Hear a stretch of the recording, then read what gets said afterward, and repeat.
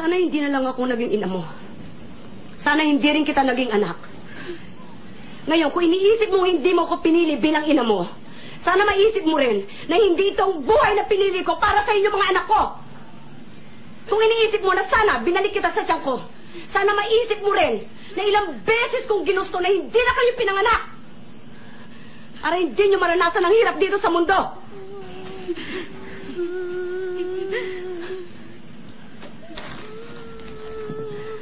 Pero nandito na ako. Andiyan kayo. Kahit nandito na ako sa manlupalop ng mundo, dito dala-dala ko. Ang obligasyon ko sa inyo na bigyan kayo ng magandang buhay dahil magulang niyo ako. Hindi mo ako naiintindihan. Hindi ko hiningi lahat ng binigay niyo sa amin. Kayo may gusto na hindi ako.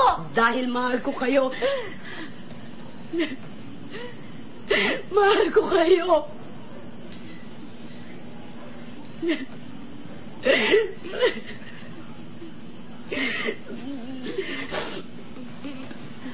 Ngayon, sabihin mo sa akin, sinasabi mong hindi kita naiintindihan?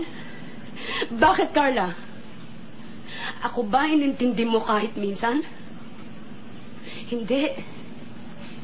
Sarili mo lang iniintindi mo.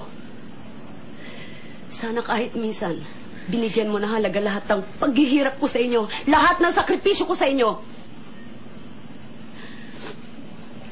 Sana, tuwing umiinom ka ng alak, habang inihitit mo ang sigarilyo mo, habang nilulustay mo yung mga perang pinadala ko, sana maisip mo rin kung ilang pagkain na tiniis kong hindi kainin para lang makapagpadala ako ng malaking pera dito.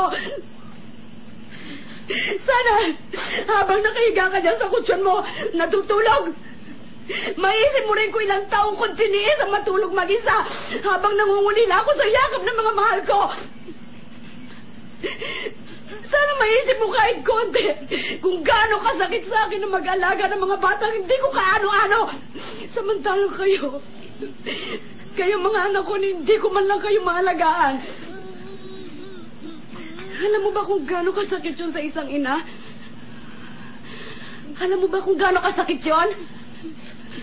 Kung hindi mo ko kayang ituring bilang isang ina, respetuhin mo na lang ako bilang isang tao. Yun lang, Carla. Yun man lang.